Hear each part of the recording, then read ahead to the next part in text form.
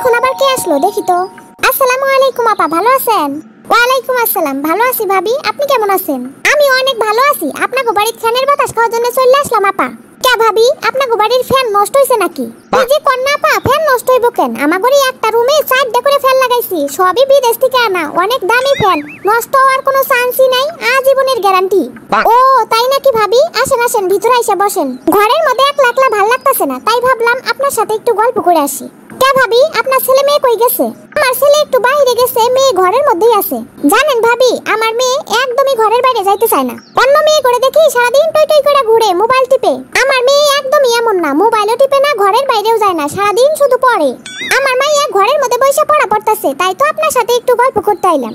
ও তাই, মেয়ে হইতাছে লাখে একটা, এমন মাইয়া এলাকায় একটাও খুঁজে পাইবেন না। রূপে গুণে সব দিক দিয়ে আমার মাইয়া 100তে 100, বুঝলেন আপা? হ্যাঁ ভাবি বুঝছি, আপনার মেয়ে অনেক লক্ষ্মী। আপনার মাইয়াও মোটামুটি ভালোই আছে, খারাপ না। ভাবি আপনি বসেন, আমি আপনার জন্য একটু চা বিস্কুট নিয়ে আসি। আমি চা খাই না, কফি খাই আপা। তাই নাকি? আমরা আবার চাই খাই ভাবি, চা কি খাবেন? এত করে যেহেতু কইতাছেন নিয়ে আসেন। চাপাবাজ মহিলার চাপা দেখলে বাসি না, চা খায় না উনি, কফি খায়। আপা আপনার মেয়েরে দেখতাছি না, আপনার মেয়ে কি করতেছে? এত ঘরের মধ্যে মনে হয় শুয়ে আছে। পড়া বাদ দিয়ে শুয়ে থাকলে চলবো? কয়দিন পরেই না ওর পরীক্ষা।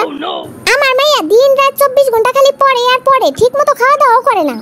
আপনার মাইয়ের মাথায় অনেক বেরেন তো, এজন্যই সব সময় খালি পড়ে। আমার মাইয়ের মাথায় হইতেছে খালি গোবর। শুনেন আপা, মাইয়ের হাতে মোবাইল টোবাইল জানি দিয়েন না, তাইলে কিন্তু মাইয়া খারাপ হয়ে যাইবো। না না ভাবি, মোবাইল পাবো কোন থেকে? ওর বাপের একটা মোবাইল, ওর বাপ তো সকালেই নিয়ে চলে যায়। আপা আপনার ঘরে এই সোফাটা কত দিয়ে নিয়ে আইছেন? মনে হয় বেশি ভালো না, শক্ত লাগতাছে। আমার ঘরে সোফাটা কি যে নরম, আপনার ঘরে সোফাটা অনেক শক্ত, বইসা আরাম নাই। আমি আবার মাসে মাসে ঘরের ফার্নিচার পাল্টাই, এক জিনিস বেশি দিন রাখি না। আপনার ভাইয়ের বন্ধুর দোকান থেকে দামি দেখে সোফা নিয়ে আইছে কালকে, যায় দেখে আইছেন। তাই নাকি ভাবি? আমার ঘরে আবার অত টাকা পয়সা নাই, 5 বছর আগে সোফাটা নিয়ে আইছে, ওইটাই আছে।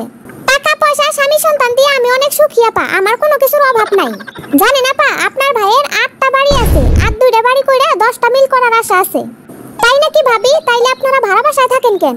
ওই যে কইলাম না আপা, 10টা বাড়ি মিল হইলে তারপরে নিজের বাড়ি যাবো। আপনার ঘরে ফ্যানটা কেমন ময়লা হয়ে আছে, কতদিন থেকে পরিষ্কার করেন না। কোন নোংরা জিনিস যদি আমার চোখে পড়ে, রাত 3টার সময় উঠে পরিষ্কার করি আগে। আপনার ঘরে বাসাটা একটু ছোট ছোট মনে হইতাছে, আমার ঘরে বাসাটা অনেক বড়। আমি আবার ছোট রুমে থাকতে পারি না ভাবি, আমার দম বন্ধ হয়ে আসে। বাবা রে বাবা, এত চাপা মারতে পারে? মনে করছে কিছু জানি না, ঘরে চলে পড়ে আর মরে, আর বাইরে আইছে মুখ দিয়ে মনে হয় সোনা পড়তাছে। বড় লোকই ভাব নিতাছে, বাড়িতে নাই কোনো টিকেট মারে শোনো।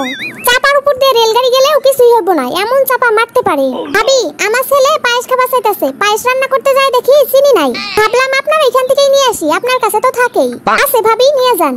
আপনার ভাই বাজার থেকে নিয়ে আসলে চিনি দিয়ে যাবনি ভাবি, আপনি তো জানেনই আমার কোনো জিনিসের অভাব নাই। আইসে যে চিনি নিতে, এটা কেবল বুঝলাম, এতক্ষণ থেকে শুধু শুধু চাপা পিটাইতাছে। ভাবি চিনি থাকলে একটু দেন। আচ্ছা ভাবি, নিয়ে আইতাছি, দাঁড়ান। এই যে নেন ভাবি চিনি। থাকেন ভাবি, জায়গা আজকে বেশি দেরি করতে পারলাম না, অন্য আরেকদিন আইসা গল্প করমুনি। তুই ঘরের মধ্যে বসে মোবাইল দেখতাছস, আর তোর আন্টি বইলে গেল গোলাপি পড়া পড়তাছে। তুমি ওই শেষ আন্টির কথা বিশ্বাস করো? খায় দেয় গোলাপি কাজ পায় নাই, এই ভর দুপুরে পড়া পড়তাছে, যায় দেখো গা নাক ডেকে ঘুমাইতাছে। শোনো মা, শেষ আন্টি আইছিল চিনি নেওয়ার জন্য, সরাসরি তো কইতে পারে না, এই জন্যই গল্প টল্প কইরা তারপরে চিনি নিয়ে গেল। তা অবশ্য তুই ঠিকই কইছস, এই মহিলার অভ্যাস হইতাছে চাপা পিটেন না। আমি চা খাইতে কইছি, কি কয় জানোস? চা উনি খায় না, কফি খায়, বুঝলি?